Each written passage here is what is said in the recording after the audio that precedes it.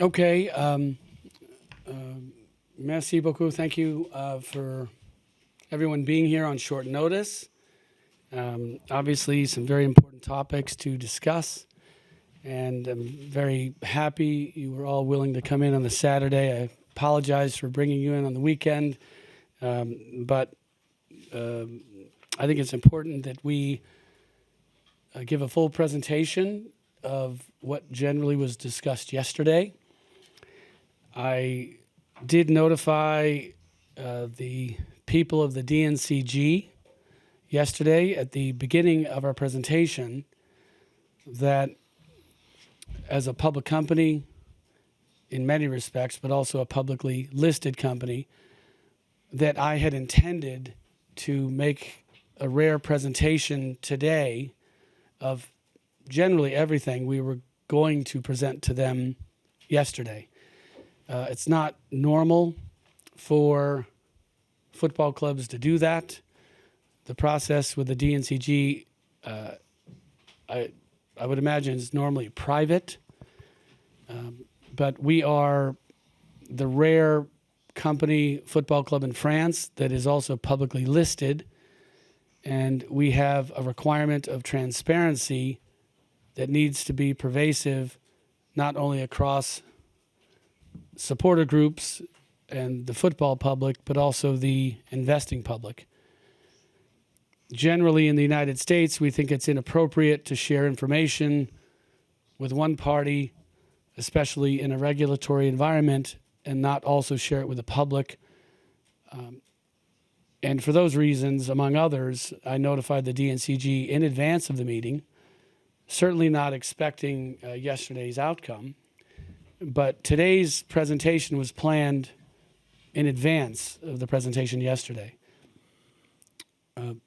As you'll see by what I'm going to discuss, this meeting is going to look a lot like a typical quarterly report of a public company's CEO that is explaining financial results and going forward outlook. When you're a public company here in Europe or in the United States, and we should all get used to this as we move into the highly litigious environment of the United States securities industry, you have a lot of forward warnings, conservative warnings. Things might go well, things might not go well.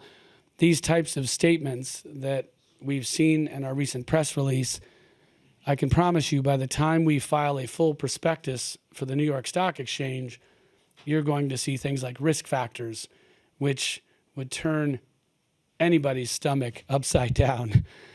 Dozens of these risk factors. This is all part of being public because we have a very active securities market in the United States. We have very active litigation in the United States, and so it's always important to warn investors in advance of what could go well, what could go wrong. So I do want to say that everything that we're going to talk about today is very normal for what would be a U.S. public company communicating with its shareholder base and communicating with the public. So we're actually going to start with a similar presentation. There will be differences to what we shared with the DNCG. There is private information, confidential information related to the bankers that have agreed to underwrite our IPO, our stock listing in the United States. There will be redactions on the slides when we refer to investors. We were quite specific with the DNCG about our cash sources that have signed term sheets, that have signed commitments, people and institutions that have agreed to cooperate with us and be a part of our business. You will not see disclosure of those names. Prospective bidders for our interest in Crystal Palace, you will not see disclosure of those names. But we're going to show you the slides that we delivered to the DNCG, so you'll have a really good understanding. And I think if the DNCG is going to be a quasi-regulatory body that evaluates football and makes forward-looking assessments, I think the entire process should be public and transparent. It's an environment I'm much more comfortable in, and which is why we decided we would talk about it publicly, and we made that decision before yesterday's presentation. So that's the introduction and the explanation for why we're here. Obviously, some of the content of this meeting is going to be a little different than we planned, given their decision last night, and so we'll be available for Q&A at the end of this presentation to answer all your questions.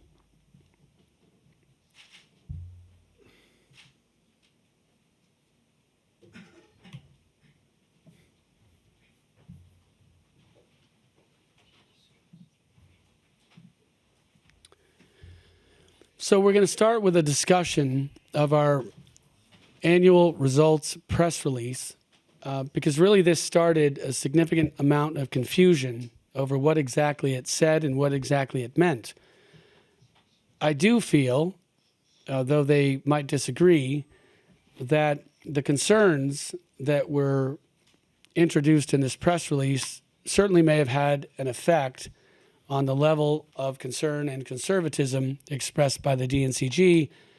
I would not like to give my sort of theories about how the DNCG reacted to one fact or another, other than just sharing with you my thoughts. It's important to understand that this is a press release of a very good year. Annual results were very strong. Total revenues up to 362 million euros, up by 25%. EBITDA, that's known as earnings before interest, taxes, depreciation, and amortization. In our business, that's known as operating cash flow. There are many weird accounting treatments when you get down to net income, but EBITDA is universally considered the best way to assess the health of the business in terms of the operating cash flow it generates off of revenues. And of course, with a slight EBITDA loss in the prior year, moving up to EBITDA, operating cash flow of 44 million euros, this was a 46 million euro increase in EBITDA. Net income, even after all the accounting adjustments that might come in net income, a loss of 26 million as a non-cash number was still a 73 million euro improvement over the prior year. Now, we understand and we'll show you that certain of the contributors to our revenue increases will not continue into the next year. But as you'll see, and in my experience, every year gives one-time sort of adjustments. One year you might have significant revenue from the CVC payments. Another year you might have significant revenue from profit on the not necessarily revenue. You might have significant revenue on an extraordinary season of player sales, as we had last year with certain of our athletes out of the academy. And in the mind of an entrepreneur, I view every year as an opportunity to create more of those one-time great opportunities. So that's how we see the future. When we give our financial projections and we talk about what we're going to do next year, we're more conservative. So we're going to tell you that we're not going to be able to repeat things like the CVC payments, but we do think we're going to have revenue increases in other ways based on our hard work. So I will tell you that normally this is a very good news press release. Strong results, revenues up, cash flow up, profits up. One thing I'd like to point out, because there was significant negative reaction to the debt balance. And this is a number that we could have done a better job of explaining were we to have anticipated the reaction to the number. But if you look at the middle column, which shows the debt as of June 2024, you see three numbers in particular that are considerably higher than they were the year before. There is a debt balance about two-thirds down the schedule relating to CVC. This was receivables financing against a CVC payment. That payment was then realized and received, and so that financing has now been eliminated. That 25.5 million as of today is now zero. That was a timing adjustment of a receivables financing of an amount that was subsequently received. So that balance is now zero. Also, you'll notice in the detail, you see down towards the bottom, the initials JT from OL Brazil, or JT, but JT relating to OL Brazil, or JT relating to OL Sassu. This is 56.3 million euros of cash injections that I personally put in to the business. And this happens when the major shareholder prefers to inject cash into the business if there's a lumpiness to cash flow, if there's a special situation, the possibility of an investment, a joint venture in Brazil, if there's a need for cash in the football department, just as Frank McCourt, just as maybe another owner of another club may have to put in cash because it's easier to fund that cash than go out and do a formal capital increase on the stock market. I did the same thing, and I continue to support this business with my personal resources when necessary. And as of June 30th, 2024, the balance of my short-term cash injections into the business stood at 56.3 million. So if you were to look at this debt balance again and think about the significant reaction that was in the public marketplace of the exploding debt balance, if this is adjusted to eliminate either items that are already reduced to zero or advances that I put into the business, because these are not owed to third-party banks, well, our debt balance is 423.3 million euros in terms of debt to third parties, and that's almost exactly the 417 million that we had the year before. I did want to clarify that.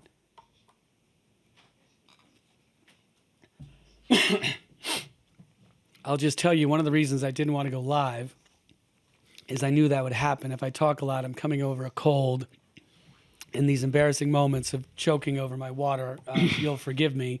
That's why we're not live on YouTube today.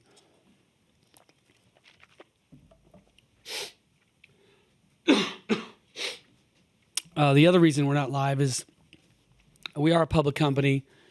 This is not a formally scheduled financials conference, and we're very careful with the AMF that we want to make sure that there are no disclosures that happen in connection with today that are inappropriate public disclosure. So when we ultimately produce the video and produce the numbers, we just want to be sure that we're adhering to all the rules of the AMF.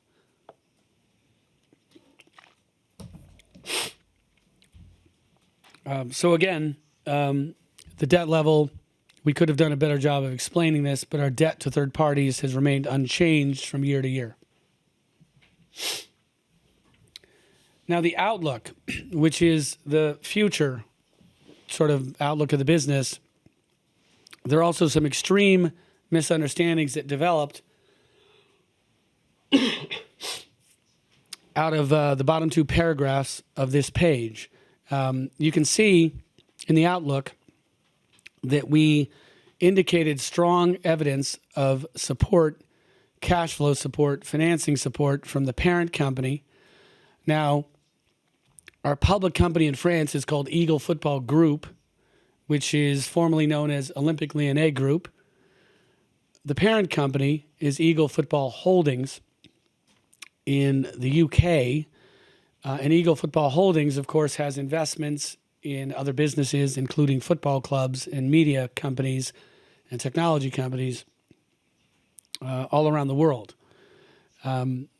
The indications, we're going to go over these in more detail, of contributions that would come from shared player assets, contributions that might come from the liquidation of non-core assets, such as Crystal Palace, contributions that would come from our pre-IPO financing activities, even our IPO plan in January, February, or traditional contributions from player sales, given the unique way that Eagle Football pools cash and pools assets shares cash and shares assets across our total organization. So you have significant seasonality in running a football business, and every club from the Premier League down to Ligue 1, I didn't mean to say down to Ligue 1, I apologize, but down the line of other leagues around the world have seasonality and have cash flow peaks and valleys. It's a wonderful benefit to have counter-seasonal businesses around the world. It helps greatly with cash management. For example, we have a big summer mercado in Europe. We have a smaller mercado in January. But down in South America, it's actually the end of the natural season in South America. And so the time that players would be leaving one team and moving to another, where they become player transfer revenue potential, this incredible luxury we have of being a multi-club global organization gives us the ability to balance cash flows across all of our corporations. We are a family at Eagle. We operate that way. Our football departments behave that way, and our finance department behaves that way also. There's been a lot of talk about, well, one absolutely bizarre Twitter video that I saw recently from an incredibly ill-informed and ill-prepared person to opine on such matters, began talking about how cash is leaving OL and ending up solving problems in Brazil. We're going to go over Brazil here today because this is a family, and we think the auditor in Lyon in particular made a mistake in not being more mindful and not doing more work and analysis on the impact of our global cash flows in the support system for OL. But things are going very well in Brazil, and it is certainly not the case that OL is helping Brazil. That may occur in 1 month, and that cash flow might flow back the other way in another month. That's the nature of having a pooled cash environment across your global business, as many businesses do. But I do want to point out where the misunderstanding came from. Look at the bottom two paragraphs. We have many auditors in our company, and I'd like you to understand this, but we have a global auditor in the UK that is responsible for auditing all of our businesses very responsibly, very independently, all the way down to the subsidiaries. And that global auditor has really the highest standard of reliability in mind as a requirement, because that's the auditor that is going to take the greatest risk as our numbers are presented to the New York Stock Exchange. And again, a market of the highest scrutiny of any financial market in the world. So it's important to understand that we do have a global auditor that looked at all of our cash flows, had no problem certifying those cash flows, no problem certifying the cash flows or the financials of our Eagle Football Group, our Olympique Lyonnais business here in France, no problem certifying the cash flows in Belgium, no problem certifying the cash flows in Brazil. We expect and have been advised that we will have an unqualified opinion, which is going to allow us to go public in the financial markets in New York without any unusual statements or questions of certification, as we have experienced with the local Lyon-based auditor. So if you look at the bottom two paragraphs, it says the group's statutory auditors are considering issuing a qualified opinion with an inability to certify the Eagle Football Group's parent company and consolidated financial statements. Well, we did not ask or did not engage this auditor to perform an audit on the parent company. That's clear. The statutory auditor only looked at the France business. So we believe that was a mistake. We'll let the auditor speak for himself. This has been a disagreement between our company and the auditor because there are shareholder resolutions that were passed in the General Assembly of this prior year at Eagle Football Group, Olympique Lyonnais, which spoke to, even mandated, this cash pooling and asset pooling relationship between the different clubs because it provides great benefits to Olympique Lyonnais. So in the second paragraph, the auditor makes it clear that in considering the going concern risk assessment, this auditor did not carry out the work on the assumptions above. So our press release is somewhat specific about the type of contributions in cash and resources that our global company would be making available to Lyon.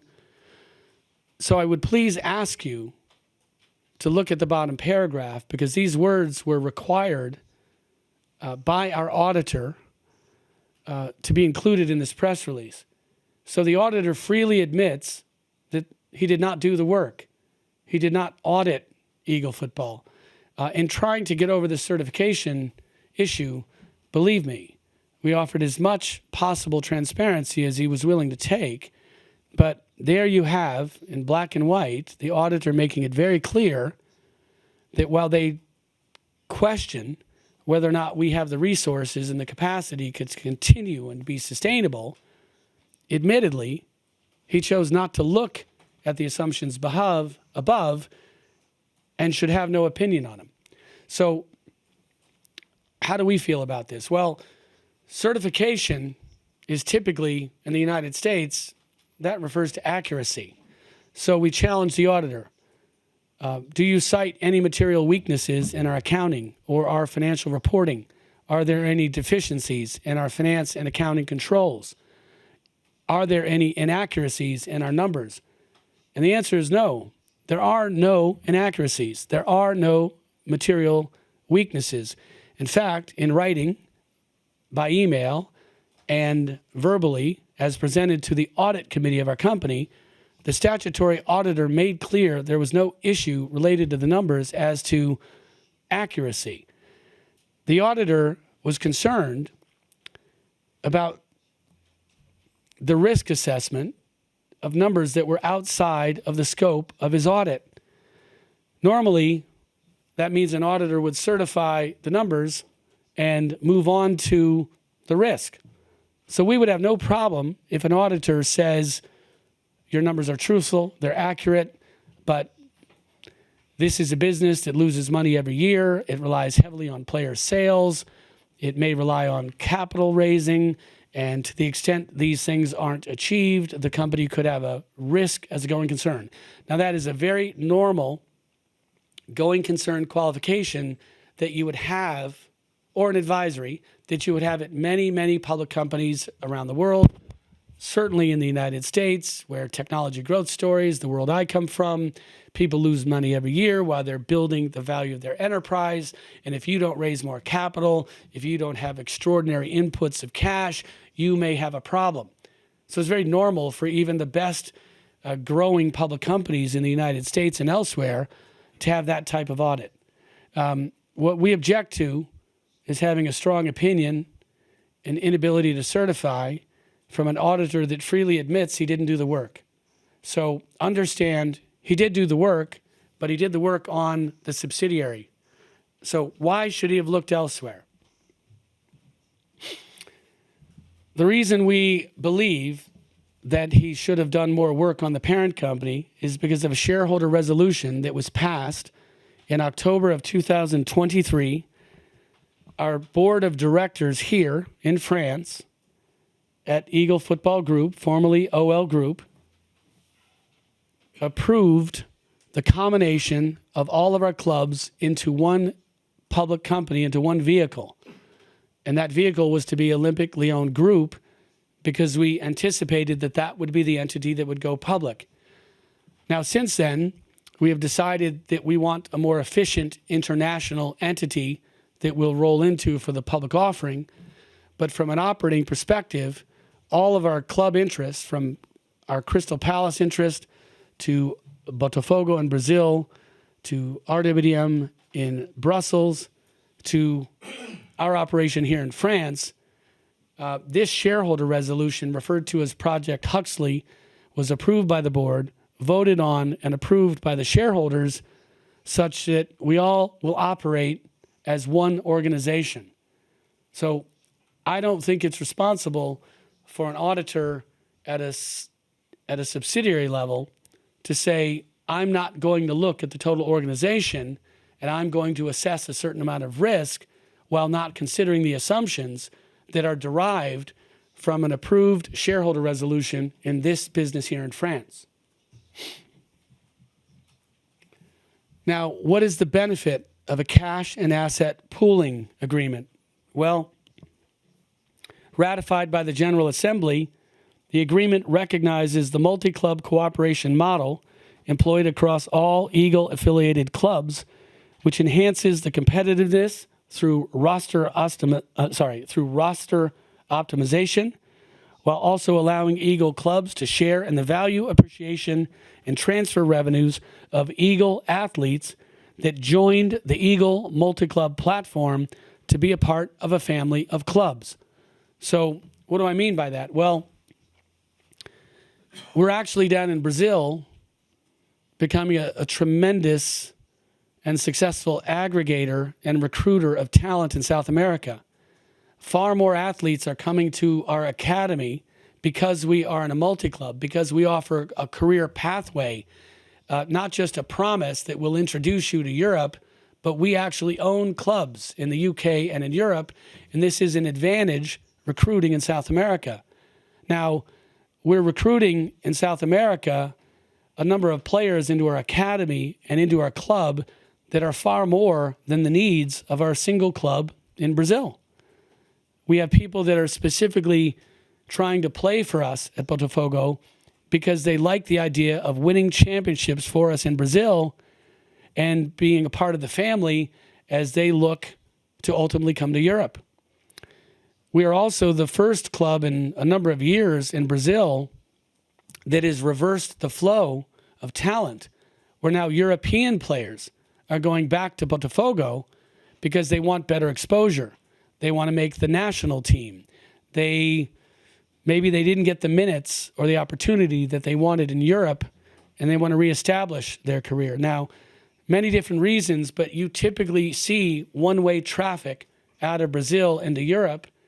And when you see reports that a club in Brazil paid $25 million for an athlete or $20 million for an athlete, these are setting records for high transfer values down in Brazil, but these are actually quite normal numbers for professional athletes here in Europe.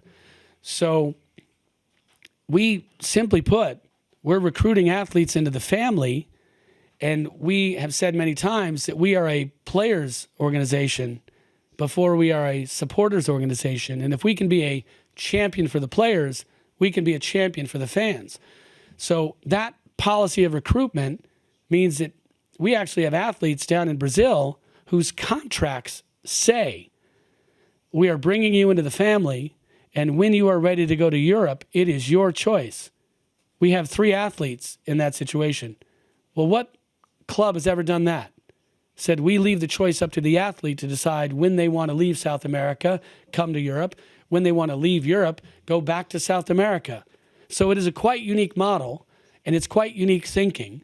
And yes, I do believe we have an information problem with the auditor and the DNCG because we were going in depth explaining this model to a bunch of very smart people yesterday in the DNCG. Their questions were good. Some of their questions, you could tell, were being pondered for the first time. Well, how do you deal with the economics of a shared athlete? Well, one of the reasons we went to cash pooling and asset pooling is that if you recruit an athlete to Brazil by telling them they have an opportunity to one day get to Olympique Lyonnais, then shouldn't Olympique Lyonnais get the benefit of the appreciated value of that player over time? How do you split the value of the clubs in the recruit? So it doesn't make sense to do it any other way. So we're a large organization. We share players more actively and collaboratively than any other multi-club on the planet, as far as I've been told. And it's important that we recognize that all of our clubs are contributing to that recruitment. And we're doing really well in Brazil. And we're doing well again in Brussels. And we're we're doing well here, climbing up the table as we have, and now a couple of points off of Champions League. And it happens because our football departments collaborate, our finance departments collaborate, our resources, cash and assets are pooled and they're shared. And when you see these warnings that a French auditor is worried about France, they have to be mindful of an approved shareholder resolution that has fundamentally changed the business model of this organization. In 2024, we have several athletes specifically that have joined Eagle clubs in Brazil and Belgium looking for a pathway to Europe or into the other Eagle clubs. As I said before, we've asked them to win championships for the clubs where they are playing, but it's logical that the proceeds of transfer, as I said a moment ago, should be shared by every club that contributes to the recruiting and the signing of that player. In quarter 2 for fiscal 2025, Eagle has several examples, that's this quarter now, of players that may be playing for one Eagle club whose rights are owned by another Eagle club. We have athletes in the system, and out of respect for those athletes and all of these clubs, we're not going to talk about which ones. We shared all of these facts in great detail with the DNCG, but there are situations where an athlete would appear to sell out of one club, but the proceeds would go to another because of the nature in which that athlete, their rights might have been acquired. So when we talk about $75 million coming in from some other part of the world to help OL, it's because we have a shared player asset and cash pooling model. Now, based on the strong success of our club in Brazil, SAF Botafogo, and the success of a number of our athletes who have been rewarded with national team appointments, we are performing at an incredibly high level. Those athletes have a right to stay in Brazil. If they want to stay in Brazil, they also have a right to come to Europe when they want to come to Europe. Find another club, another organization that gives the athlete that privilege.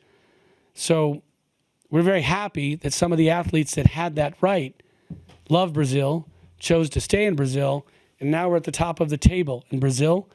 We're in the final, and we're considered one of the best teams in South America. So if and when some of those players come to Europe and they become part of our transfer revenues, understand that these revenues are shared. Now, we pointed to some assumptions, what we expect the contributions in cash to be from our global company, Eagle Football Holdings, to Olympique Lyonnais or Eagle Football Group. And these are indications of what those transfers might be, and we think, frankly, these are minimums. I'm very careful not to make a projection of what those amounts will be because we are a public company and forward-looking statements are generally not appropriate. But we tried to give a guidepost as to what cash proceeds might be available to Eagle Football Group here in France based on our asset pooling and our cash pooling model. This is not a club in trouble. Whether it's 75 million, a little bit less, a little bit more, that might come from shared player transfers. We're looking to sell our interest in Crystal Palace for more than 200 million euros. We have multiple buyers interested at the final stages. We're looking to maximize price based on those conversations. And if all other cash items are received as expected, we clearly don't need this much cash at Olympique Lyon, so we would use some of that excess cash to pay down system-wide debt. We might use some of that cash to pay down subsidiary debt. This is the cash chart and the projection chart that we showed the DNCG. We were very open about some of the surprises over the summer. Many of you were here, part of that press conference several weeks back. We were surprised that 3 very good players, very, very valuable players, elected to stay at the club. playing at this club is a little better than it might have been in prior years because we're back in Europa League. Those transfer values probably approached 60 million in lost proceeds. That did take us by a bit of a surprise, given the nature of the timing of the athletes' decisions.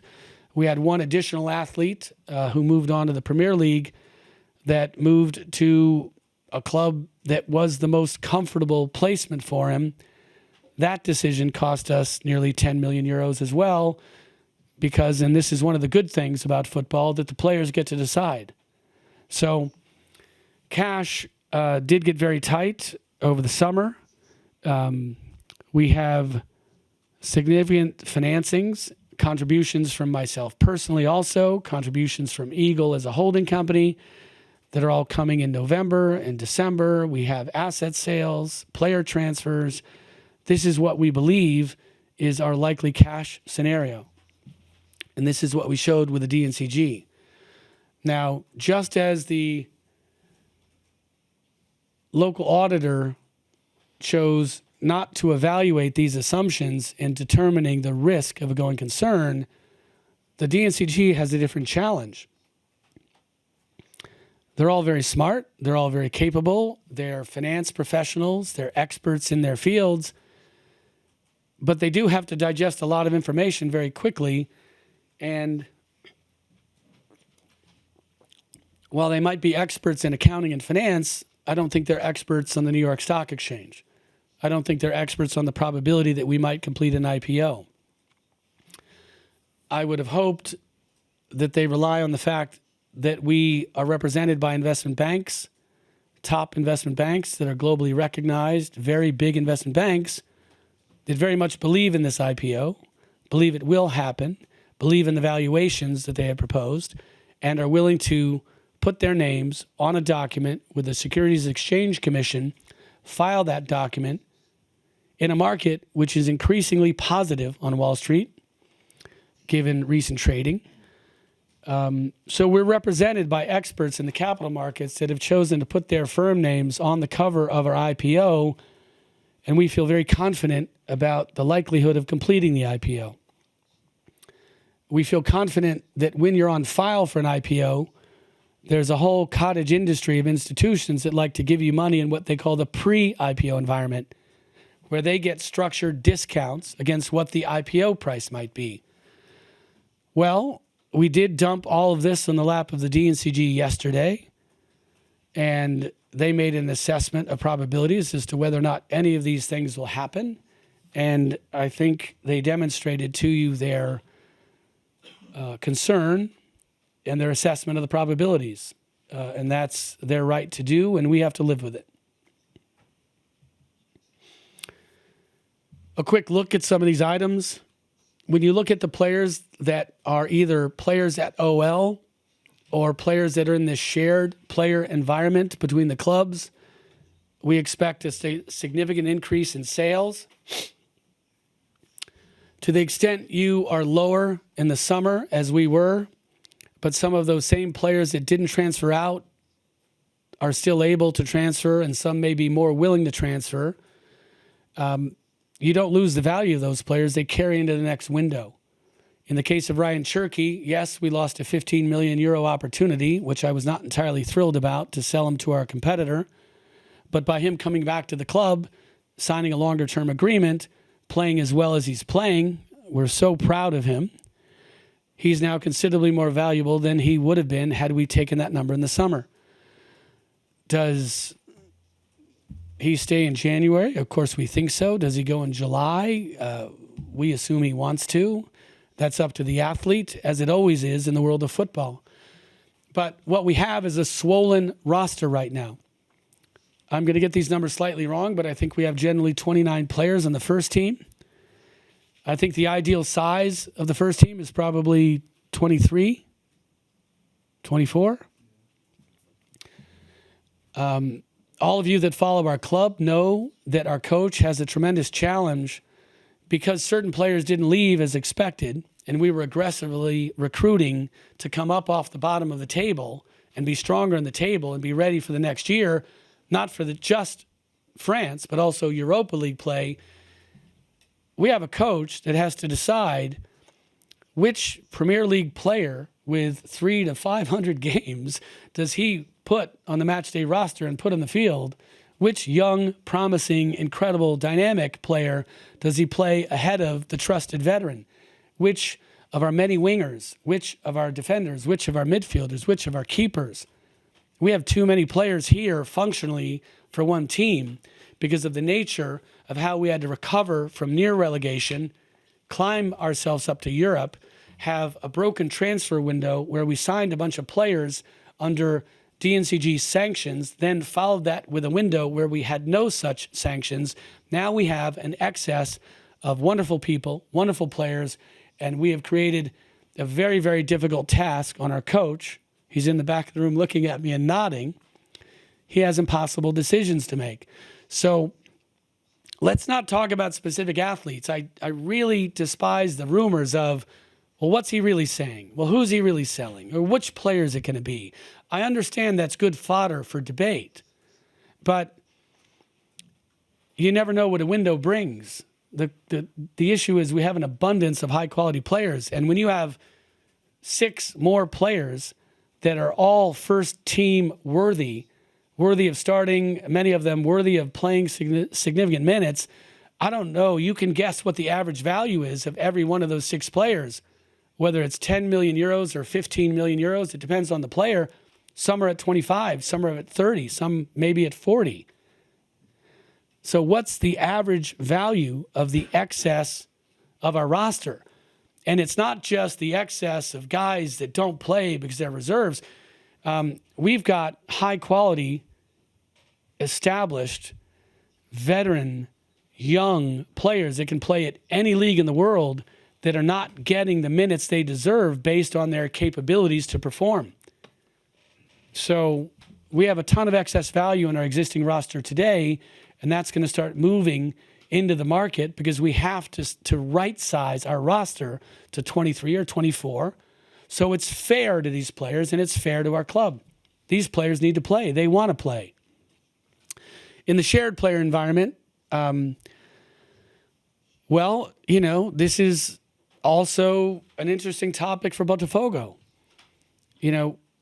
Our plan last year was to make 2 significant acquisitions, pay a decent amount of money, recruit aggressively.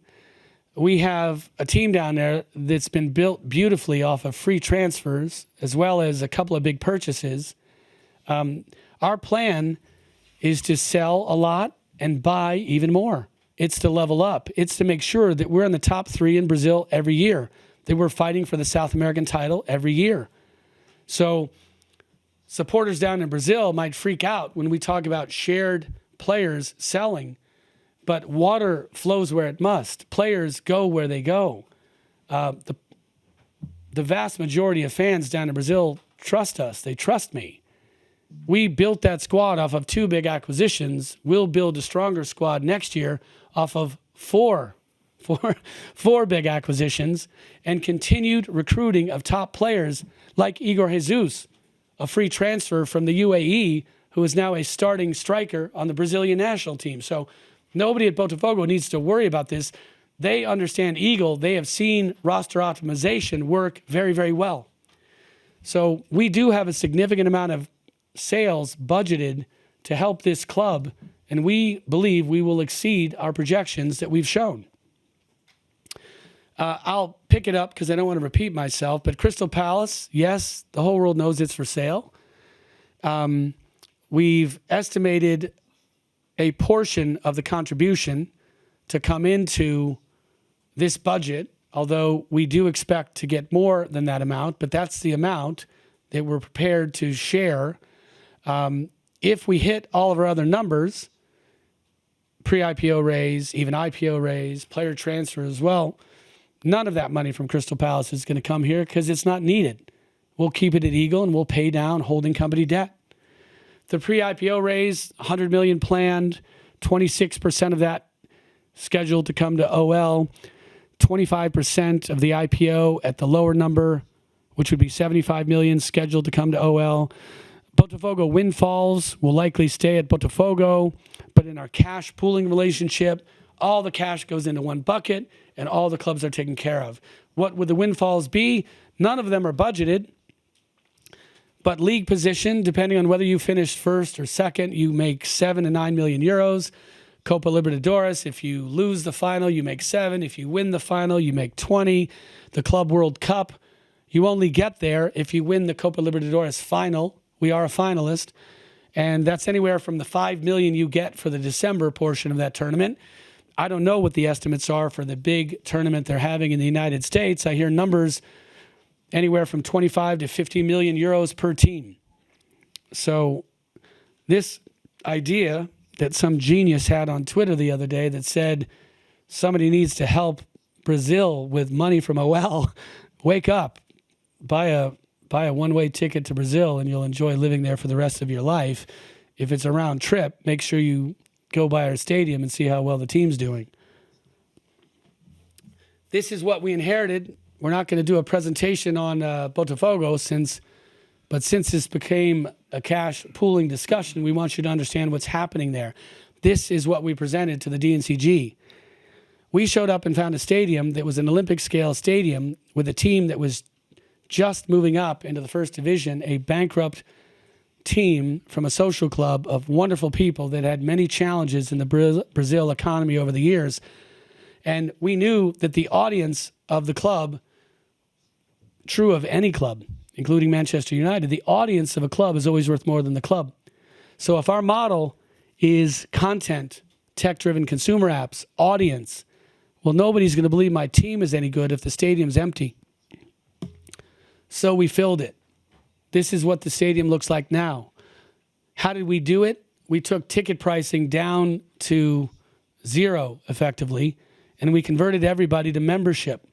Now, they don't like facial recognition too much in this part of the world, but voluntary facial capture of people that join our membership, where their facial likeness, their digital likeness becomes an asset that they get to use in applications of fun, games, and personal productivity.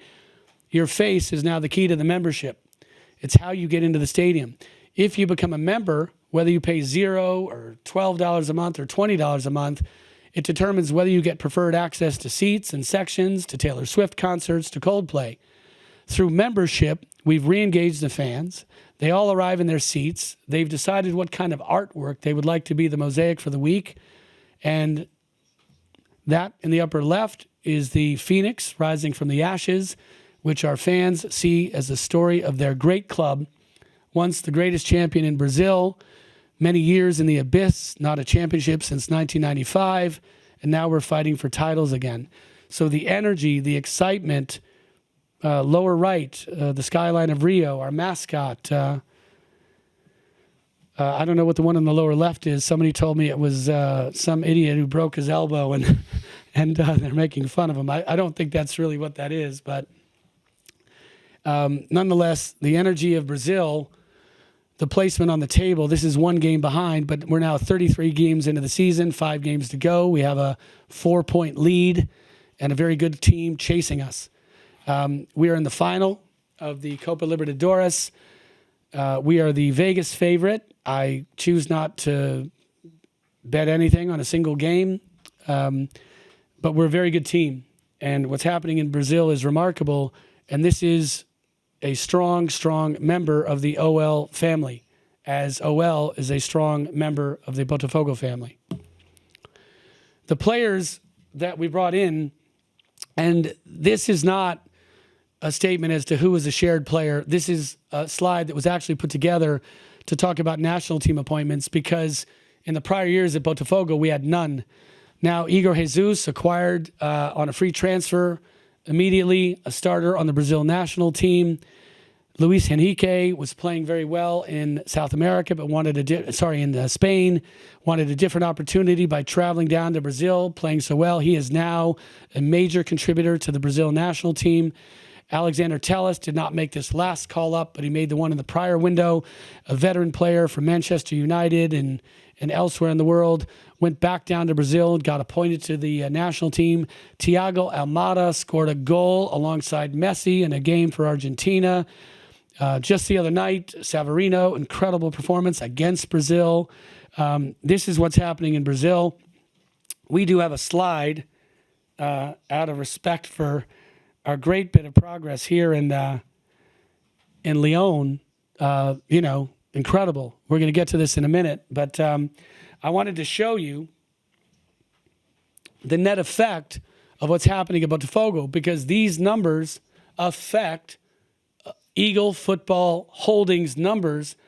These numbers affect the cash pooling relationship that benefits Eagle Football Group in France and Olympique Lyonnais, as you know it.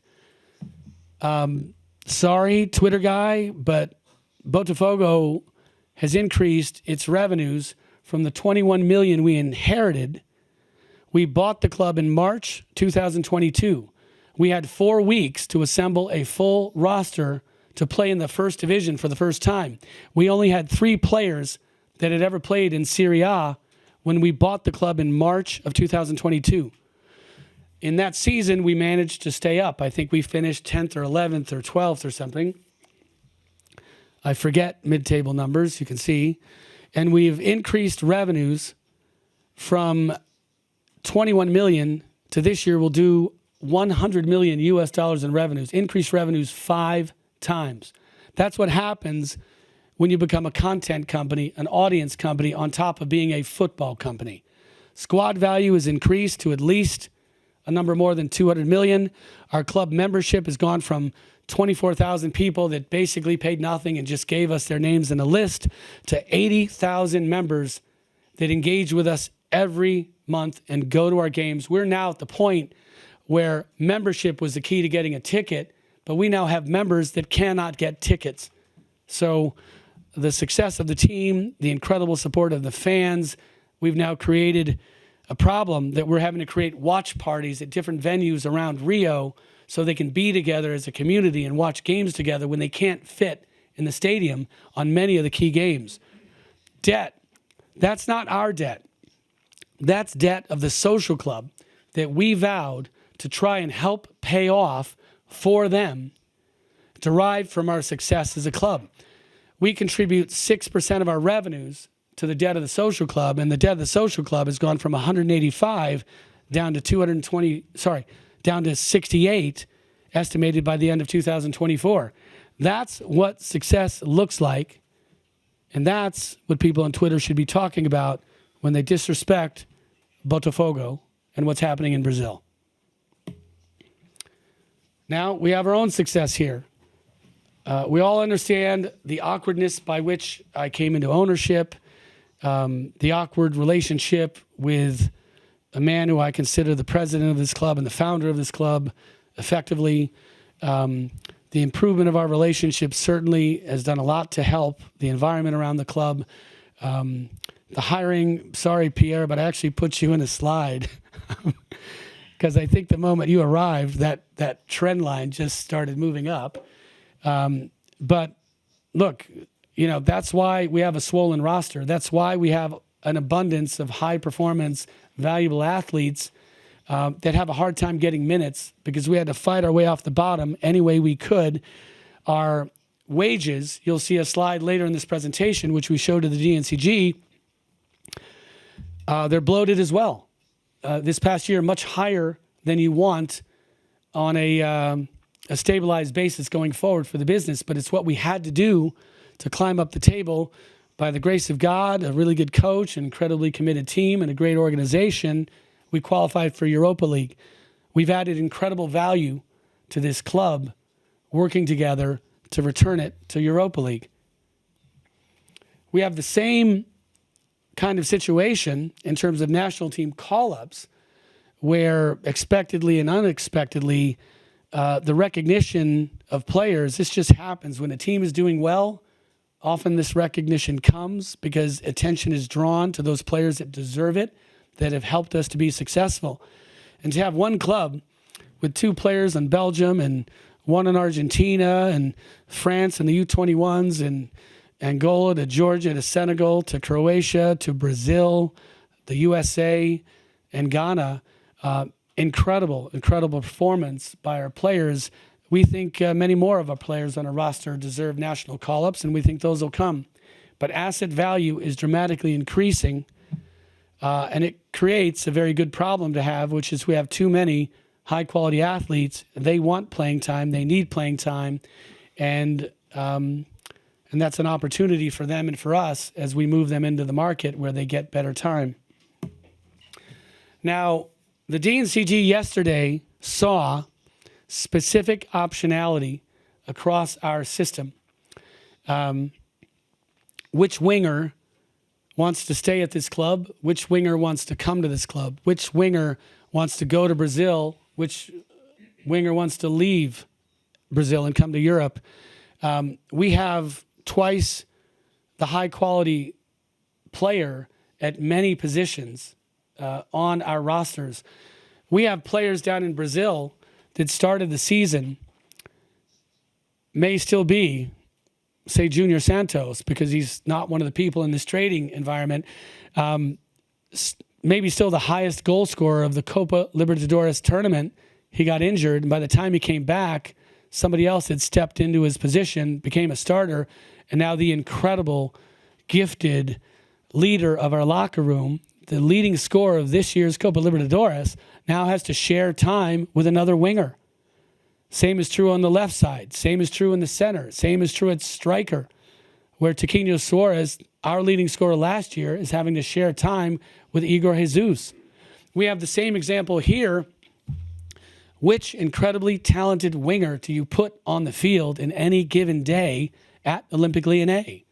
So because of this abundance of talent, because of the shared cash and shared player kind of thesis and business model of Eagle, when the DNCG says to us, well, how do we know you're going to meet $80 million in player sales? Because somehow you got to come up with $80 million by the end of the year. Well, we can come up with that money from an equity raise, from player financing off of player transfer. We can come up with it with a portion of money transferred from the Crystal Palace sale, the pre-IPO raise, the IPO.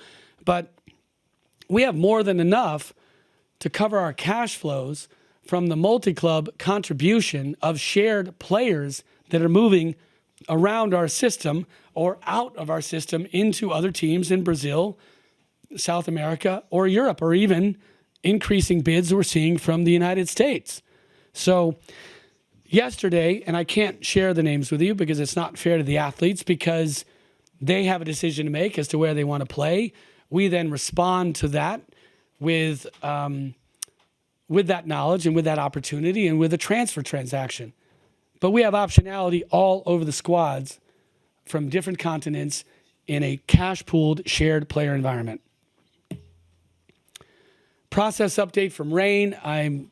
I was going to show you this entire presentation until I realized how much we had to redact. This looks like a CIA document, something that Trump might have been showing people at one of his social parties that he should have redacted. But the bullet points are important. Rain Group, very accomplished, trusted, maybe one of the best investment banks to sell a club or sell an interest in a club. In fact, it's the group that was hired to sell Olympique Lyonnais Group to us. Their process reports, I'd like to make this point very clear. Their process reports in this exact same format, in fact, this template was borrowed from the progress reports that were given by Jean-Michel to the DNCG in the very awkward year of 2022 when my purchase was delayed, when 86 million euros was necessary to put on the balance sheet to maintain solvency and stability of Olympique Lyonnais. I had to put 86 million euros of capital. I had to put a 50 million euro pay down of the debt. That was 136 million of very important capital, an amount of money that's more than the challenge the DNCG faced, is that we have put to ourselves, that the DNCG has duly noted. So with 136 million of emergency need in the fall of 2022, Rain Group, this report was presented to the DNCG to say, we got it. We've got this sold. Textor's going to close. Don't worry. His 86 is going to be there. The 50 is going to be there. So now we use the same template in a format that we know has been seen by the DNCG previously and said, don't worry, we got it. The 45% interest marketing process started in June 2024. 59 different parties came to the table. Many of them signed NDAs. The process was a bit slower than expected, given the unique nature of confidentiality. We're not selling the whole club. The club doesn't really have to share everything with us just because we want to sell our interests. So we had to be very careful about what the club was willing to share and what we could share. The process is now wound down into a position where a transaction is imminent, in the words and the opinion of Rain Group. These 4 big rectangles are the identities of the final bidders. They are, and I'm making sure I say this correctly, they are all well known as either leading companies that participate in sports and entertainment, leading individuals, American billionaires, global billionaires, leaders of great technology companies, leaders of great private equity companies. These are all bidders that we know have the money. That's why they made the finals. And the valuations, well, they're solid. Not as high as I would have liked because I asked for it.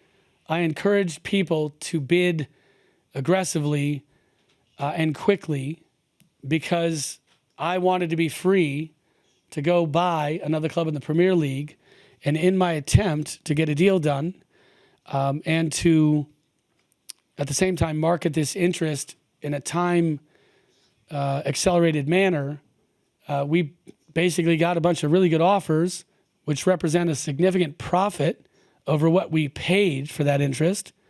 But frankly, if we were more patient, if I wasn't trying to clear into Everton, we'd be offered more money. So we have a decision to make. Do these bids go up? Obviously, there's competition. There are multiple bidders that are all finalists. We think the bids will go up. Where they end up, I don't know. But this is far more money than this club here in France needs. The player sales, if we do the numbers we expect, that's more money than this club needs. Crystal Palace, also more money than this club needs. The point was to show that as a global organization, we have a very deep set of tools as to how we solve the problems here in France. We have a pre-IPO capital raise, which is well underway. Once you're getting ready to file for the IPO, there are people that look for those structured discounts. What it basically means is you can say, I can't predict whether the IPO price is at $10 a share or $20 a share, but we will give you a convertible instrument that allows you to convert into a 25% discount of whatever that price might be. So that's a price which is higher than the valuation where we've brought money into this organization in the past. So it's a good valuation for us. It's also an assured discount for the investor. We provided the names of the first 2 investors that have signed term sheets to join the financing. So 40 million of the 100 million target, we already have signatures on term sheets and we're moving towards closing. And those amounts are expected in the end of November and in mid-December. And a portion of that top one is expected in mid-January. In addition to that, since this process just started, this really starts once you know you're through the audit, you're filing the document with the SEC.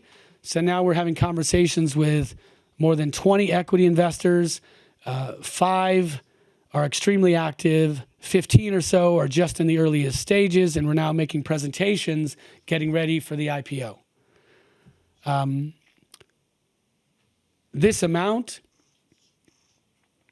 the Crystal Palace amount, the player sales amount, these are the assumptions that the local auditor said, I'm not going to consider. These are the assumptions that we can only infer that the DNCG chose not to trust. The IPO itself, I've redacted the name of the leading banks. We have 4 banks that have signed on to the underwriting. All of the four you would describe as globally recognized. One of the banks you would consider among the largest investment banks in the world. The co-lead is an investment bank that is affiliated and owned by one of the largest banks in the world. And the other two underwriters are highly respected, mid-tier in terms of size, that have incredible distribution to retail investors, to uber wealthy retail investors, and also to investors in South America, where we're quite an attractive story, a transformational story, generating a lot of interest. So we're looking for this IPO to draw not only from the U.S. investor market, but the global investor market. Important to point out, we did hear some feedback casually, in the DNCG environment, that they reached out to experts, that the experts don't think an IPO is likely. I don't know how that decision could have been made, because we were not asked to present our IPO candidacy to the DNCG. We are not a football organization. I would like to tell everybody that when we talk to Wall Street, we say very clearly we don't think football clubs should go public. We don't think multi-clubs should go public. We are not going to Wall Street as a football organization. And so I regret to hear after the fact that their decision might have been based on their lack of confidence in the IPO, because I'm sure if you go to any expert and say, should a European football organization go public, the answer would be no. In fact, I would tell you the answer is no. That's not how we're going public. The opening line of our first paragraph in our document filed with the SEC says, Eagle Football Holdings is a sports, entertainment, and technology company that sees global audience engagement as a principal business strategy. Nowhere in that line, other than our name, did you hear the word football. I believe Manchester United, as a public company, is one of the greatest underachievers I've seen in business.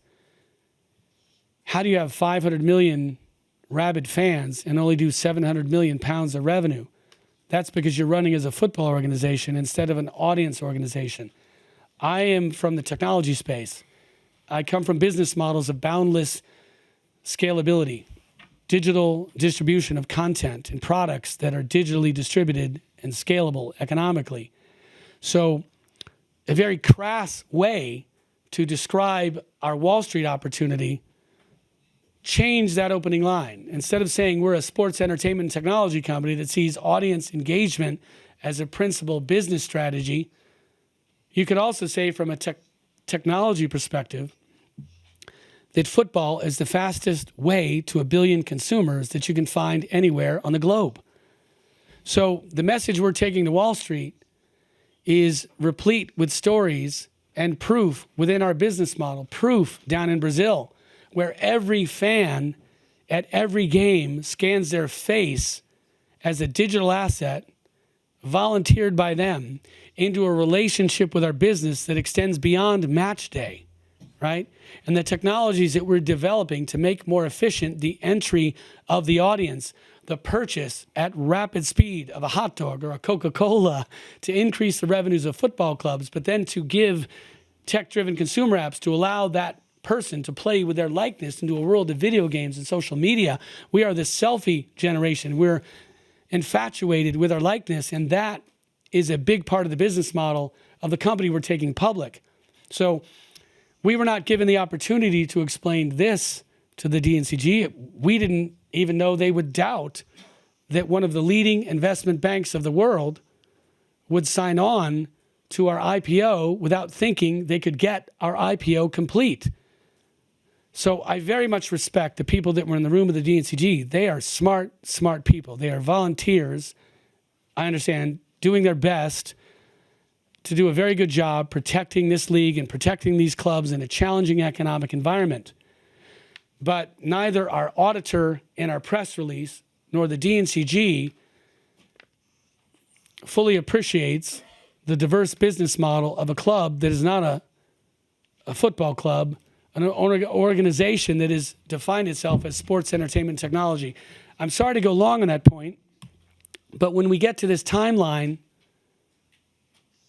this is a timeline we're planning on hitting, filing with the SEC in mid-November, going through the paces of review with the SEC, and going out on the road in late January in front of the institutions that some of the most impressive investment banks in the world believe are going to love our IPO. Now, there are no guarantees. There are no guarantees. The market could collapse tomorrow. This could be high risk. It's appropriate for the DNCG to say, yeah, there's some risk associated with that. But this is why we went with many solutions to our cash challenges of OL. It's almost not possible to fail at every one of those, right? Selling players, selling a business with a qualified investment bank that knows how to do that, raising money pre-IPO. I don't know how it's going to go, but my last IPO was Fubo TV, which was done in the worst financial market in recent history in October of 2020, in the middle of COVID. Tried taking something to market at that time, got it public, raised $80 million pre-IPO, raised over $240 million in the IPO, and got it to an $8 billion market cap by the end of that very horrible COVID year. So I don't know how this is going to go, but I like this business better. I like this business better. So we took all of these ideas to the DNCG, and they have the right to doubt our projections. But we have to deal with that. It's important to talk about the future of what actually matters, not opinions, not projections, not risk assessments, but what's actually happening. We are driving ourselves into this IPO timeline. We'll see what happens. Let's hope the market is a good market when we get to it in January. It's a very good market now. Why do we think we need no intervention from a regulatory body? While we appreciate the role of the DNCG, let me tell you why I think we're okay. On the left, you see our wage bill for players based on the buildup of a roster over some very awkward transfer windows with sanctions, with relegation threat, with necessary investment. And we're at $128.4 million in this current year. And that's quite large. That's not sustainable. We knew we had to explode up to that to get to Europa League. We had to explode up to that to avoid relegation. But we did it, and we're thrilled with it. If you look at the categories, I'll look at the screen because it's easier for me on my screen. These are the steps that are, well, not to be taken. This is a slide that says if we do nothing, where do we end up in a wage bill as of June 30th of this year? If we do nothing, we go from 128.4 to 74.3, and we still have a terrific squad. First category, 26.3 in savings for players that fall out of contract at the end of the year. 5.5 million for players' salaries related to players that were already sold, right? 11.6 million in exceptional bonuses, a significant bonus or two to players that relate to prior seasons that were deferred into this season. 11.6 of bonuses that are not recurring going forward. Now, a couple of numbers go the other way. The negative impact, if we take the full year impact, if we annualize the salaries of new players that came on this year that are staying with us, if we continue to pay for the salaries of certain players that are on loan, that's 2.4 million. Our adjusted wage bill after all that is 90 million. Now, we have a small amount of players that in this assumption to be sold that will not come back in 2025, 2026. which then brings us to 74.3, which is a full savings of over 50 million euros. So with the greatest respect for the DNCG, we don't need any help getting our salaries back in line with levels that have been sustainable for Olympique Lyon for many years. Now, if the project continues to go well in identifying players, I love the Junior Santos example because he knows I love him and he'll appreciate this. The leading scorer of Copa Libertadores we found in the second division of Japan. Igor Jesus, we found for a zero transfer expense in the UAE. So our goal is to take that 74.3 and pull that down even lower over the next couple of years because we have a global footprint of talent identification that no club has in this country other than possibly PSG. But I would say our scouting is even better than theirs. They just do it with resources, with money. They've got great scouts and great people there. So please, do not make that the one line of this press conference. But we think we can do even better than that. But that number, 74.3, is a number that says we do not need help with salary maintenance or management this year. We get to that number if we do nothing. The next slide, just to give you a closing summary, there's a lot of talk of a financial crisis because of exploding debt. Well, I just explained to you that our debt is at the same level to third parties that it was last year. We talked about revenues that are up 25%, cash flow that's up 46 million euros, profit that's up 73 million euros. Now, other clubs, according to the DNCG, are going 200 miles an hour and about to run into a wall because everybody just figured out that TV revenues are down 60%. We are not one of those clubs that has that problem. By the grace of God and the good work, we qualified for Europa League. That makes a major difference. That covers the entirety of the money we lost, 20 million or so, on TV. We are now making more money in Europa League play than we make playing in the French league, something that I think our capable president of the league might want to address. How is it possible that a French club can make less money in this league playing 38 games than we make for considerably fewer games in Europa League? Something to fix. In terms of revenues, 289 million euros in 2023. It increased markedly because of the one-time items in 2024. In 2025, the year that we're currently in, we'll do 313 million euros. Our personnel expenses, we showed you, they're quite large this year, 172.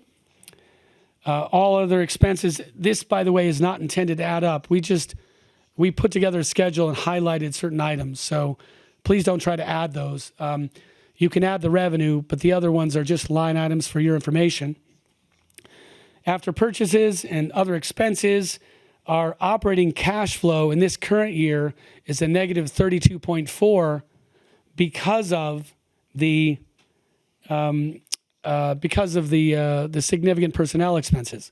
Now, we still have time to go. Depending on the players that do sell in the January window, there's an assumption here of which player sells on average because you have to calculate what the average cost is of a player. So this budget's not final. We can still do much better than that 32.4. Now, for example, if we have a shared athlete that we acquired at zero basis that sells, that number's, goes from 32 negative to maybe even a break even. So that's a budget that could swing greatly depending on who we sell. For this assumption, we assumed that we had still a decent high cost for the players we're selling, and we picked up in that column kind of what it looked like in prior columns.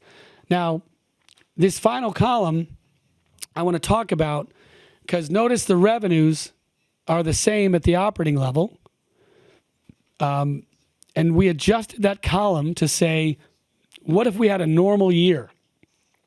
Not like this year, where we have too many athletes and we have to generate a lot of sales because we just have too many high-quality athletes. You know, this projection of 148 million in sales across the year, that's because of the swollen nature of our roster. But if this same revenue base were compared with normal player sales, so notice the 97.3, we just picked up the assumption for the prior year of 2024 and said, what if we had a normal year? Because we do 95, 97 million euros a year every year. Well, when you then compare that to our adjusted personnel expenses, and I just showed you the bridge to how that happens, then without any help from, salary maintenance, without any help from anyone, where we sit pro forma would be 32 million of operating cash flow profit. So normalized sales with the reduced revenues because of the new TV deal, with our expenses on the wage bill as we now have them structured, is a 32 million profit. This is a business that does not need intervention. This is a business with operating cash flow. This is not a financial crisis. This is a business with which we're very comfortable. Now, in closing, I want to remind you to think that from an operating perspective, this final column, this is what we look like. We're proud of what we've done here. We're proud of the expense reductions on several categories, and we expect to be an EBITDA and operating cash flow business based on where we sit running forward into the future without any need for intervention. Finally, I guess I would just like to make some comments on the process. It is true that I've struggled with the DNCG process. It's been quite a lesson. You've all seen me go through this. You're more comfortable than I am with it.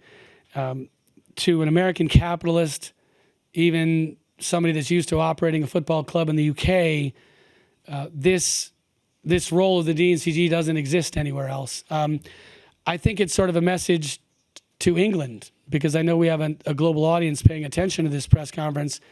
In England, they're considering the same type of quasi-governmental or quasi-regulatory group to watch, to govern, to become more and more involved in the Premier League. And I think it's a concern. I think what the Premier League does currently works. If you lose more than 105 million pounds over a 3-year period, you violate what they call PSR rules, and you get points deductions. And sometimes those points deductions can challenge your standing in the league. You can face relegation if you're unlucky enough to be at the bottom of the table when you're assessed a points deduction. The deductions can be a couple of points. They can be more than a couple of points. Now, in terms of insolvency, sustainability, and this is the stuff that the DNCG really cares about, making sure that the whole league is sustainable. Well, if you're not sustainable and you go into administration in the Premier League or in England, well, you're hit with 9 points, 12 points. Well, that really is a relegation threat for a lot of clubs. But it's generally a market where businesses and clubs are allowed to run with freedom, and they're held responsible by points deductions. They get relegated if they don't follow the rules. But nobody predicts ahead of time that, wow, you might mess up. You get deducted points in England for making a mistake on your numbers, for losing too much money, for losing so much money that you become insolvent that you need to go to the courts to seek protection, like in administration. You get docked points. The system's worked that way for many years.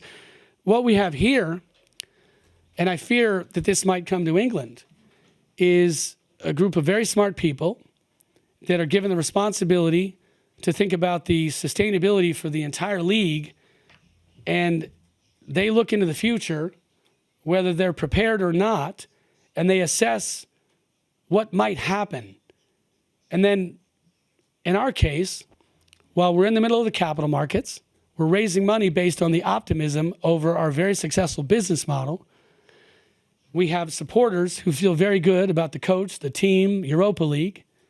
Suddenly we're thrown into chaos because a group of people that I don't think should be assessing the probabilities of Wall Street or assessing the probabilities of our multi-club business around the world, who haven't done the work on it, who have many clubs to look at in a very short period of time.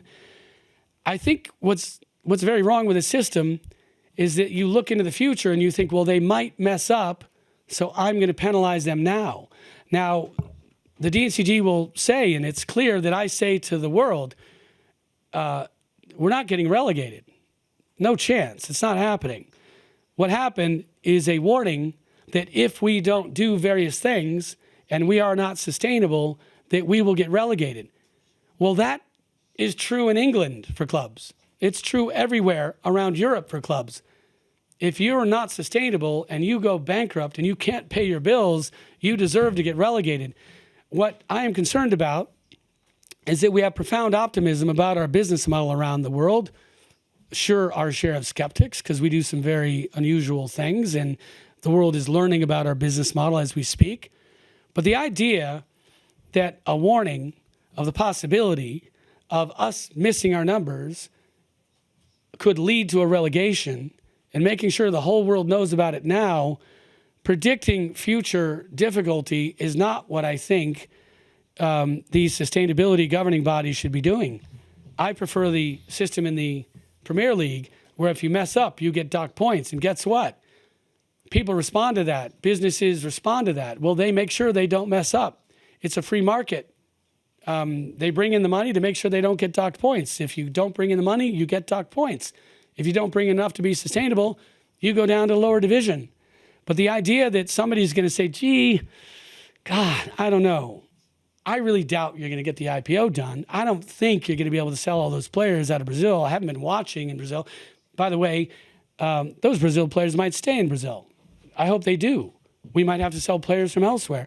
But I respect the people of the DNCG. They're very smart. I think they're working within the system that they didn't define. It's the system we have here.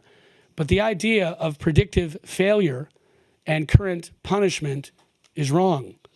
And I want everybody to know, just as I stood in front of you with 7 points after 14 games, and I was the one fool that said we're not getting relegated, I'm telling you, we're not getting relegated. Just as it was true back then, it's as true now. We have resources that go way beyond the needs of this club. We've shown you how we're going to do it mechanically. If all of those things fail, we have very wealthy shareholders, very wealthy constituents and participants in our cap structure. Nobody lets this team get relegated because we show up in May and have to report that we may have missed projections. Because if we miss and fail on all 5 of those initiatives, the several $100 million that we have scheduled to come into this business to be stronger, if we fail on all of that, our shareholders don't let this club fail financially.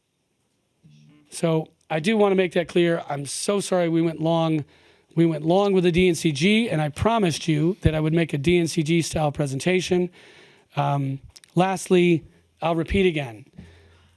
They have a hard job to do. We do have 16 to 18 clubs that are going to have a hard time dealing with a 60% drop in television.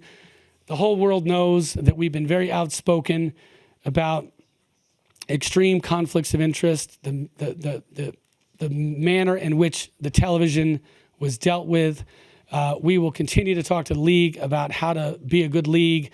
We will respect the president of the league. We will respect the DNCG. But frankly, we have a better toolkit at solving these problems financially than most of the clubs who regrettably do not have multinational organizations contributing cash flows counter-seasonally from other resources as we have. So I feel very bad for the league. I feel very bad for all the clubs, given the macro impacts we've had on television. But we've already covered ours with the Europa League, and we're going to cover the rest of it with good cash flows. And you can see by this final P&L schedule, whatever was broken about our finances has already been fixed, and we don't need help. Thank you. Vous avez des questions, vous levez la main, vous demandez de vous présenter, poser vos questions.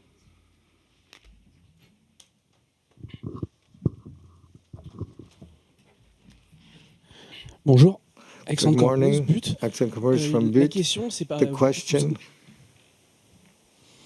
Excusez-moi. Okay, can you hear me? Yeah.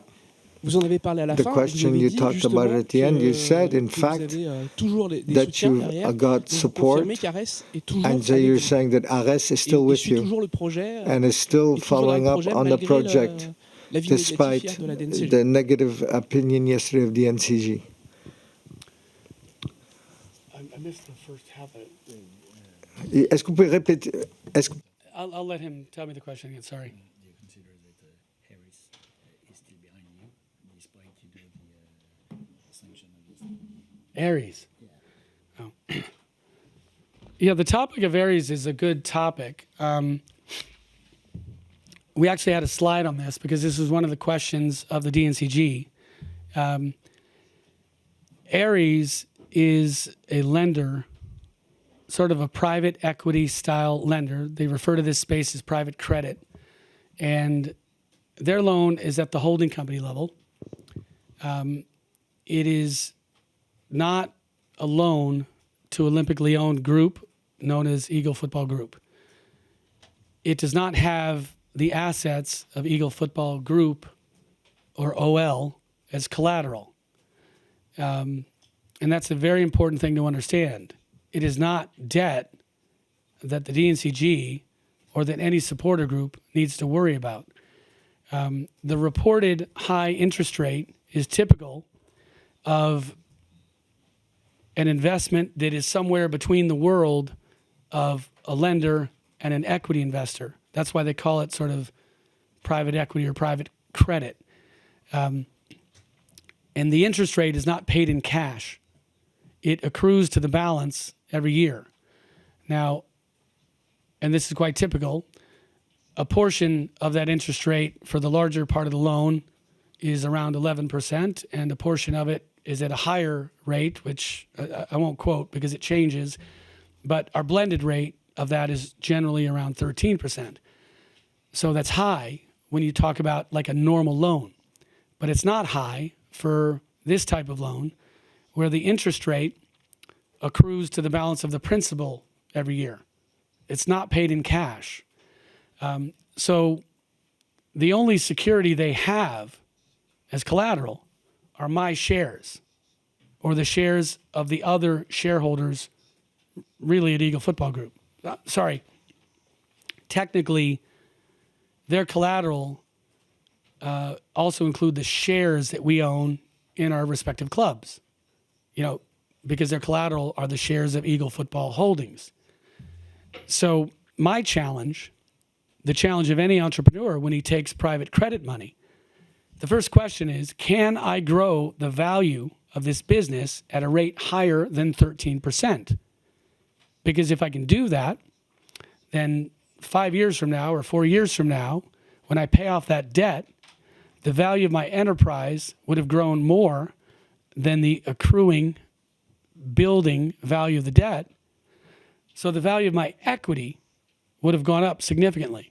So people like me, entrepreneurs that buy businesses for growth, we look to generate returns well in excess of 20%, 25%.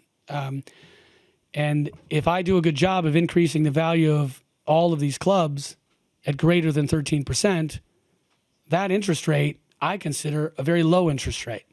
And I do for the risk. So let's take a look at Botafogo. I paid 0 for Botafogo, bought the club for 0, and I pledged to the social organization that we would use a percentage of our revenues to pay down their debt, which we have, that I promised I would put at least $80 million onto the balance sheet of that club over 3 years. Well, that's easy, right? Because I own 90% of the club at that point. I'm just putting cash into my own business.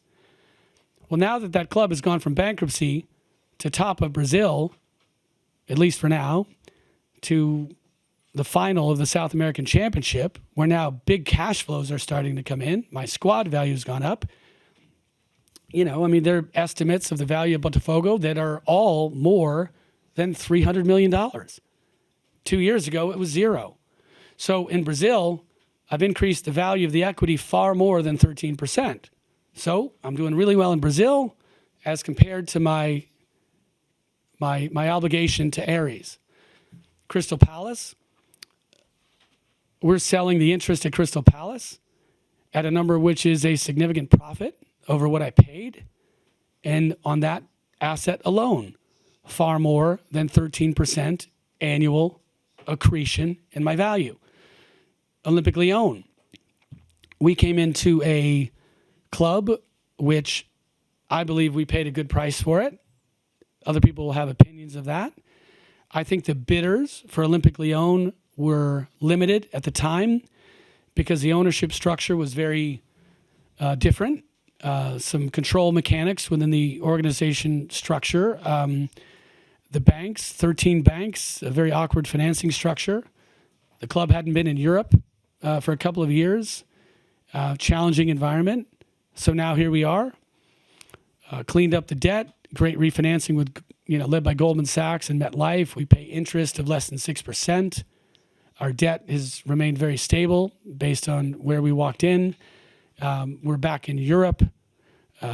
Management architecture, whether you love Jean-Michel or you love me or you don't like me, the fact is the value of this enterprise, if there's some future buyer off in the distance, 10 years from now, it's a cleaned up capital structure with a very good debt capitalization structure of a club that's playing in Europe.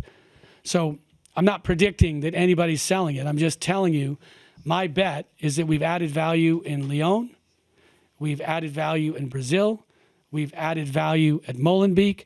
We've added value at Crystal Palace, all more than 13%. So nobody here should worry about the risk of Aries. Now, what happens if I'm wrong? What happens if I have a technical default or if the world changes and Aries wants to come in and get their money back and I can't pay them? The only person who's hurt by that, it's me and the shareholders of Eagle Football. So hypothetically, the risk is on us. It's not on this club. Now, some examples of that, I don't exactly know how Aries got their position at Atletico Madrid, but understand these people at Aries are owners of clubs. They're not the big bad wolf. They own a significant piece of Atletico Madrid, and Atletico Madrid is doing fine.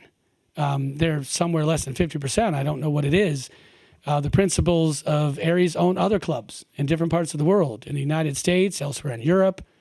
They're experienced executives. They're some of the biggest names in business that you've met. They run great other companies. So let's stop talking about Aries as like the lender wolf at the door.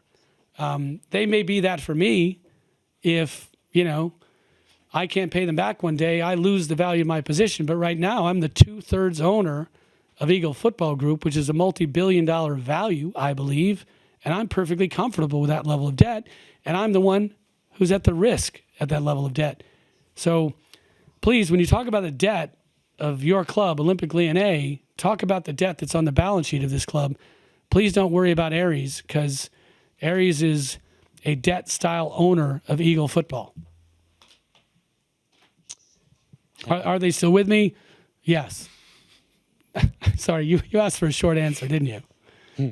But I said this was going to be the DNC presentation, and they had the same question, and it's a very good question. Hello, Mr. Textor. Flavien Trésorieux for L'Équipe. I wanted to ask you concretely, are you going to make an appeal for that decision? And what's the next step with the DNCG? Because you showed us a lot of numbers, but what is the next step with the DNCG to show them that you are able to, stay in Ligue 1, obviously? Well, we haven't had a full explanation of the decision. We saw the 2 lines you did. I do find that quite an odd method of communication. I will tell you on that point, and we just need to get some answers. In the past, when the DNCG has been concerned about the package we forwarded in advance of the meeting, we would get a letter back that said, based on our review of your financials, we think you need to put in $40 million or 60 million euros or something. So in the past, we would put a package out and we would get a confidential warning letter that said, we're not really buying your assumptions. We think you need to put in more money. And that was all handled confidentially. So I honestly don't know why this was handled differently. We did not have any indication that they had problems with our package in advance until maybe a day or two before the meeting, but it was not from an official. It was not official word. It was not a letter. It did not say. They had some questions about numbers they misunderstood, and they had extreme misunderstandings of what certain numbers meant. And I'm 100% sure we answered those questions to their satisfaction. But this idea that, in the past, a very light concern like put in 40 million or you might face sanctions. Well, now we have something so severe as, theoretical future relegation. We are surprised that we didn't, that wasn't a confidential warning, because think what it does. It does this. Now we're talking about the possibility of a great club 2 points off of Champions League, which is going to fight for Champions League. I think we're going to get there. Talking about the theoretical possibility that we might get relegated if some of those many numbers don't come true. I would have expected that we would have gotten a letter and a confidential warning, and if they had such concerns, that would be between us and the DNCG, and they'd be monitoring us over the next several months, and we'd know full well that if we didn't meet their expectations by May, we'd have a problem. But we're not sure why they need to tell the world now that theoretically they don't trust the future, and it might lead to something else in the future. So we do have concerns about that. Your question about the appeal, it was explained to us, and this is just in an email, that we can appeal the transfer cap or the salary management, but they haven't shown us what that might be. Our budget does not show us needing any players anyway. We have an excess of players, and they're all very good. On salaries, you have to live by the contracts you signed with people, and those contracts are rolling off, and we have an extreme savings coming on salaries. So I don't really know what they have in mind on salary management, but we're in a great place at the end of the season. So depending on what they say, I don't even know if we would appeal that part of it, because we're quite happy with where we are. I was also told that there's nothing you can appeal on this other matter because it's just a warning. You can't appeal a warning. So that's logical, right? I guess I would say then, well, was it necessary to put your warning out in the press with, whereas in the past you communicated those warnings to us privately? So that's something we're looking to talk to the DNCG about. Laurent, do you have any comments on that? No. Yeah. Bonjour, Azik Brick, olympiquelyonnais.com. Olympique-lyonnais.com. Yes, you made predictions yesterday to the DNCG, and we at France, we're expecting 100 to 200 million euros. Are you in a capacity to do that to save the club and avoid relegation? Okay, I'm getting good translation, but J'ai une bonne traduction. but the audio is not great, so I'm really not getting the questions. Could you? No, it's you made projection, okay? Yesterday in front of the DNCG and today, so you project that you could potentially make an IPO, sell players, but here in France we are waiting for concrete cash. So are you able to inject like 200 million euro of cash if needed? Our projections. Well, first of all, if your business produces the cash, you don't need to put in the cash. So that was the first message of our projections. And what we're talking about are normal revenues of Olympique Lyonnais Group. So I want to start by answering your question in two parts. First, if we do the same level of player sales we do every year, we don't have that big of a problem. If we have a shortfall because we have a higher expense than we had in prior years, then we have to put in cash. If the larger global business, as part of its normal business, produces cash, then you don't have to put in cash. So I want to show you that screen shows us building up 300 million in cash. In answer to your question, if none of those things happen, yes, we will put in cash. But if the business generates the cash, why would we need to?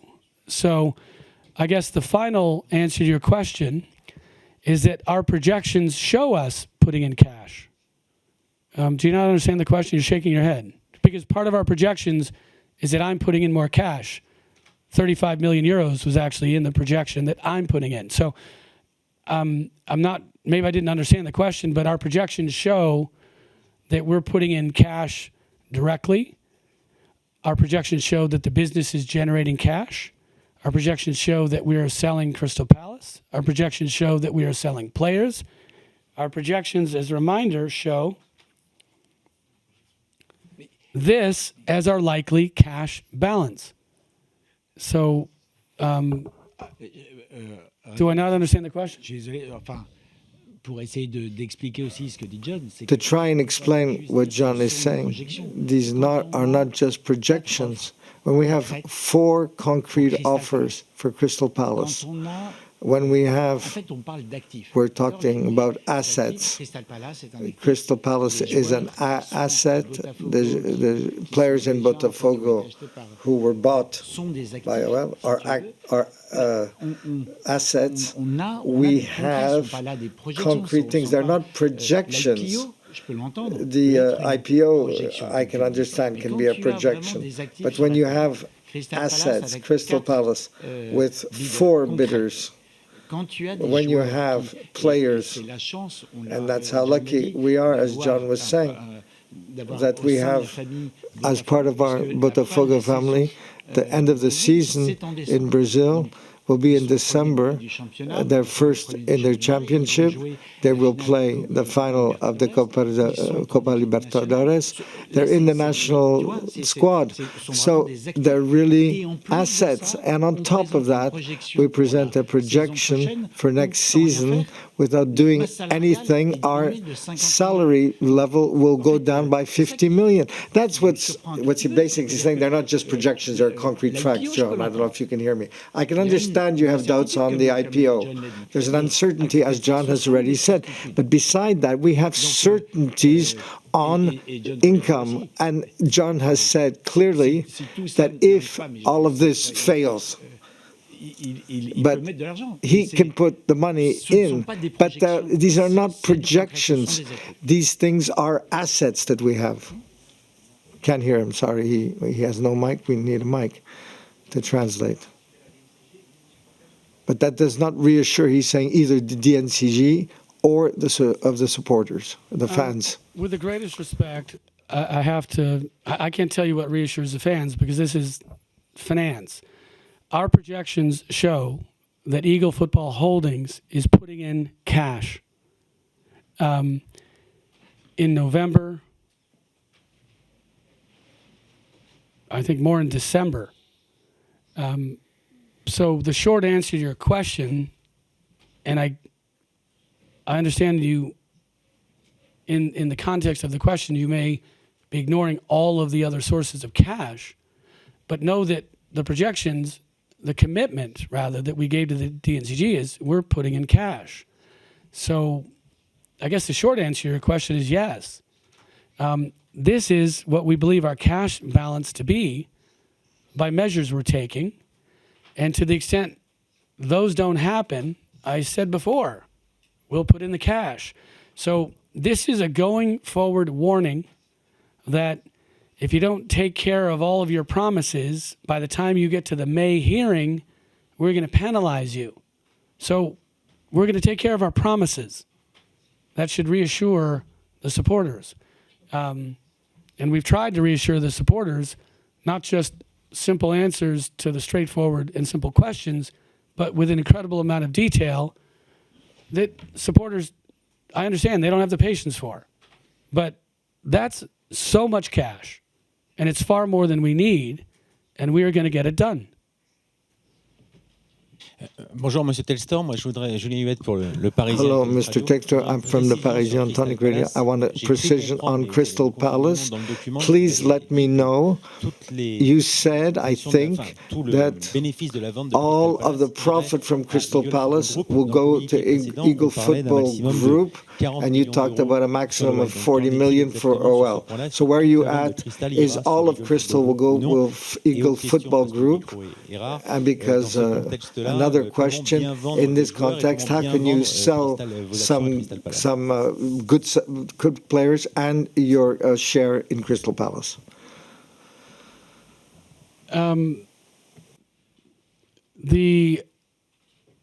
Again, I want to reiterate: it's wrong to take a specific item and say all that goes to OL or all that goes to Eagle Football Group.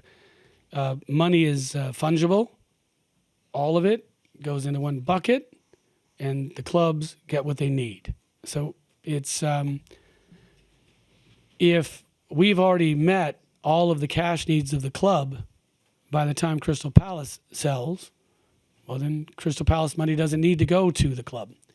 If player sales happen, if the pre-IPO capital raise, which is going very well, happens. So I just want to stop mixing and matching the individual sources of cash to a specific use, because this schedule shows that we have far more than we need. Obviously, the club does not need 300 million sitting on the balance sheet. If there's 300 million cash sitting on the balance sheet, well, of course, we're going to pay down some senior level debt with that.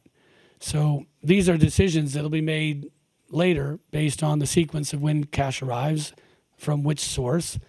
Some sources may come faster than others. We just tried to share with you the major initiatives of cash and our assessment of the probabilities that these things happen. But obviously, everybody up at Eagle Football, including Aries, we're all, focused on taking care of the clubs. There was a player sales question. Yes, second question is whether this decision from the NCG could have an impact on your business around selling players or selling Crystal Palace?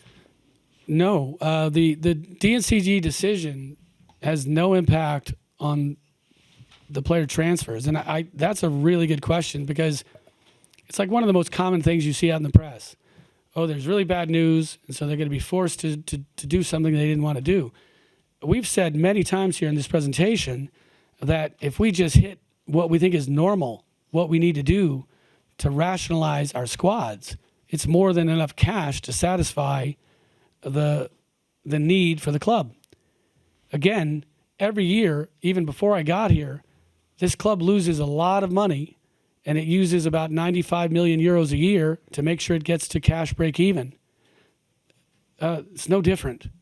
So the fact that we are swollen with more players than usual is what's driving our projection.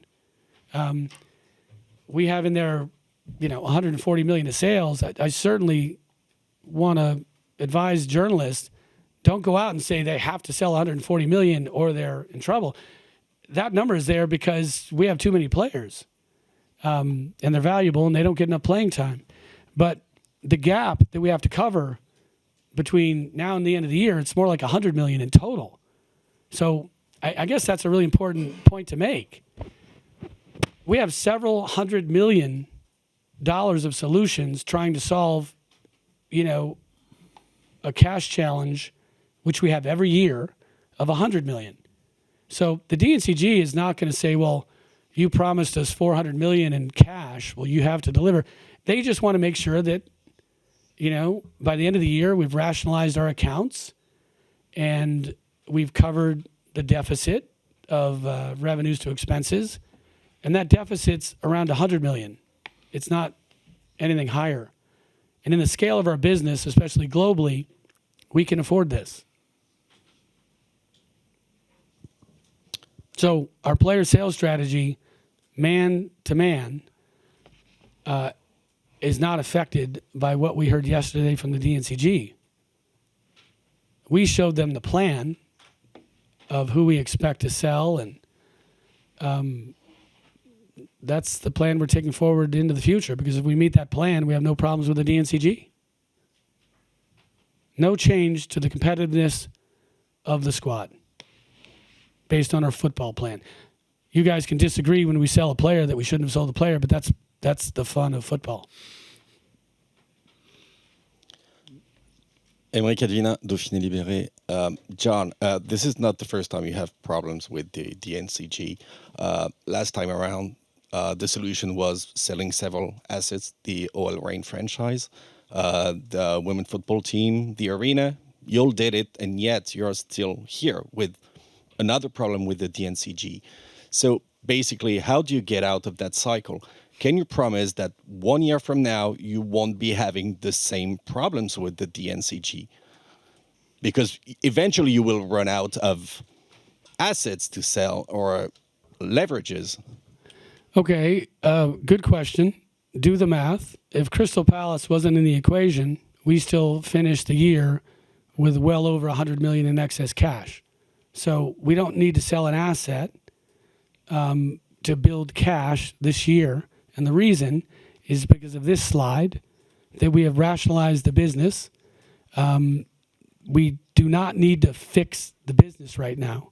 And the asset sales that you were talking about previously, again, those were good opportunities to sell the Seattle team at a good number. The arena, it's non-core. I took the money. I invested in a pretty good squad. We got ourselves to Europe. Let's please be careful to talk about past decisions that were not to solve problems with DNCG. Those are assets. I said we want to go out and buy a bunch of players. We bought a bunch of players. We got ourselves back to Europe. I'm very proud of that. Those are good decisions. What you're really asking about, which is the right question, is sustainability. And this should be the focus. What does your profit and loss statement look like going forward? Revenues minus expenses equals a profit. That's where we're at when we hit June 30th and all these contract numbers drop off. The greater problem of, and by the way, we talked earlier in years past about having to get out of a hole because we inherited a certain amount of deficit, which you guys have reported on. So those days are over. We're out of the hole. We now have a profit and loss statement, which is sustainable. And selling the asset of Crystal Palace, it's not going to be necessary in the end for Olympique Lyonnais, but we had hoped it would give the DNCG comfort that there's great cushion. Because if you look at that cash chart and you assume that there's not the Crystal Palace sale, we're still finishing well above water. Finally, what's my relationship with the DNCG? It's a learning experience for me. I talked about it. The idea that somebody tells you how to run your business because they fear things you don't, that's awkward. Very awkward. I don't manage businesses out of fear, but I respect that their job is to protect the league and have that fear. So somewhere between boundless optimism and the DNCG, I hope is a happy reality for all of French football.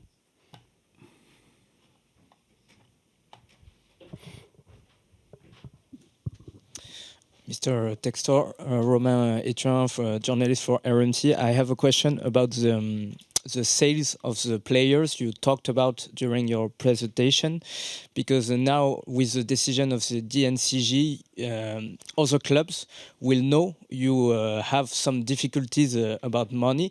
Do you think you could sell as much players you predicted with yesterday, and now that the decision is out, do you think it will have a consequence about the amount of players you can sell? Well, yes and no. Yes, people will try and take advantage of this news. No, it doesn't mean we have a problem with money. It seems like we have a problem with perception. That is a sustainable business, and today and other forms of communication, people know that Eagle is strong globally. These same clubs that may come to buy our players know that we're kicking ass in Brazil and creating value, and squad values are going up, not only in Brazil, but also here. And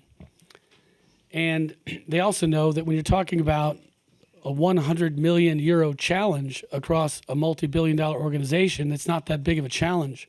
So if they want to waste their time flirting around with lower values, thinking that we're going to sell players for less than they're worth, then they won't get the player.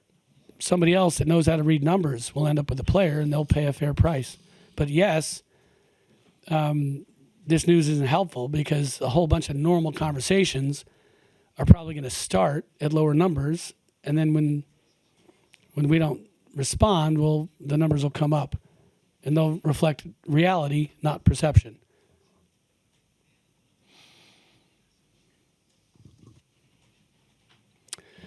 Okay, thank you, everyone. Again, awkward timing on a Saturday. I apologize. Please get back to your families. And my advice is don't write too much. Enjoy your family. Great. Thank you. Merci beaucoup.